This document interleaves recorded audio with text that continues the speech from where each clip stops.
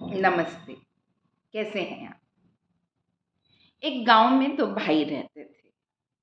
पिताजी ने दोनों को खेत समान हिस्से में बांट दिया था और दोनों के मकान पास-पास में ही थे। दोनों खेती-बाड़ी करते थे और अपना गुज़ारा अच्छे से कर लेते थे। बहुत ऐशो-आराम की ज़िंदगी नहीं थी, लेकिन हाँ, गुज़ारा अच्छे से हो जाता था। लेकिन छोटा भाई इस परिस्थिति में बहुत खुश था और वो हरदम इस बात का एहसान मानता था कि मेरे पास जगह है, खेत है, काम करने के लिए काम है, मेरे घर कोई आता है तो मैं उसकी मेहमान नवाज़ी चाहे बहुत अच्छे तरीके से नहीं लेकिन कर सकता हूँ।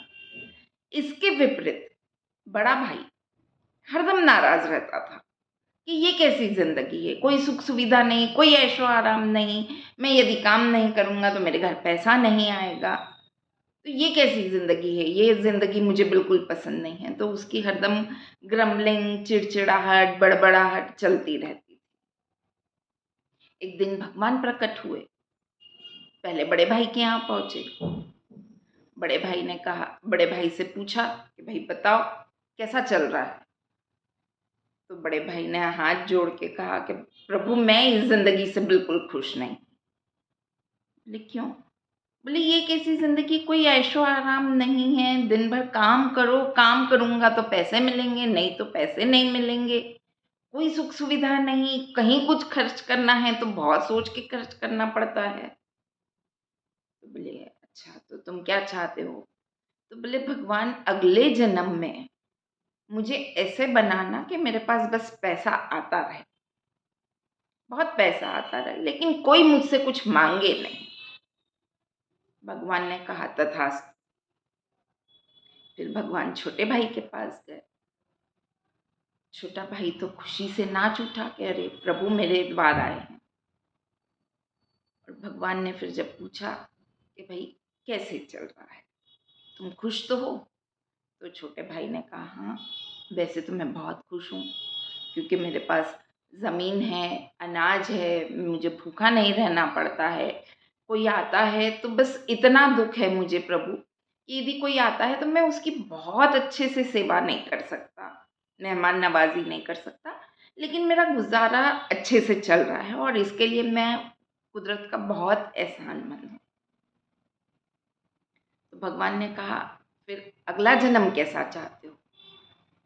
तो उसने कहा प्रभु मैं अगला जन्म ऐसा चाहता हूँ कि कोई मेरे द्वार से कभी खाली हाथ ना जाए।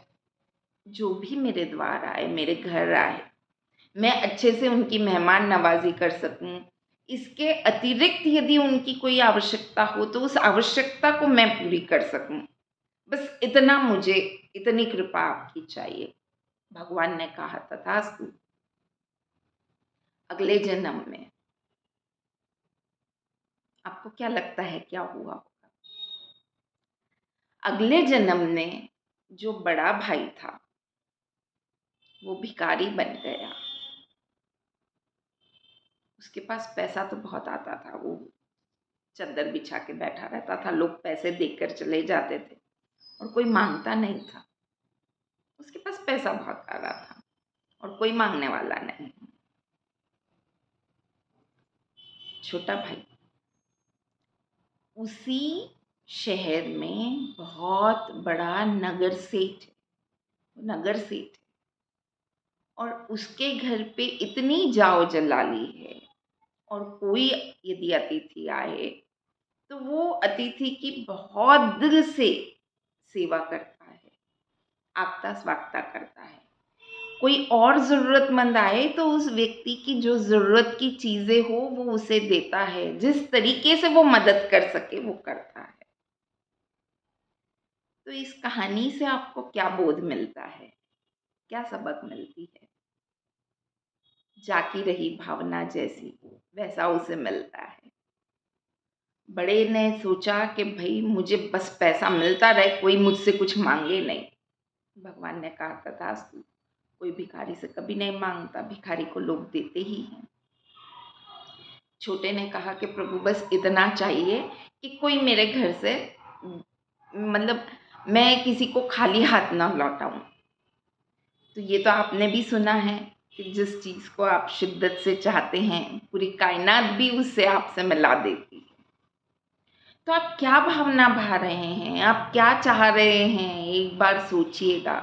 बहुत सी बार मैंने ऐसे देखा है कि बड़ी उम्र की औरतों को लगता है कि ये बहू है, इसका कर्तव्य है मेरी सेवा करना, और ये सोच के साथ जब वो सोचती हैं कि इससे सेवा मुझे करवानी है, वो बीमार पड़ जाती हैं। तो आप क्या चाह रहे हैं, ये एक बार ध्यान में रख के आपकी भावना भाइये, आप इच्छा रखिए मन में, उसका परिणाम भी सोचिए। उसने ये सोचा था कि मुझे बस लोग पैसे देते रहें, मुझे किसी को कुछ ना देना पड़े, तो देखिए उसका क्या परिणाम हुआ। आप ये सोचते हैं मुझे इससे सेवा करवानी है, भैया सेवा कैसे करवाओगे?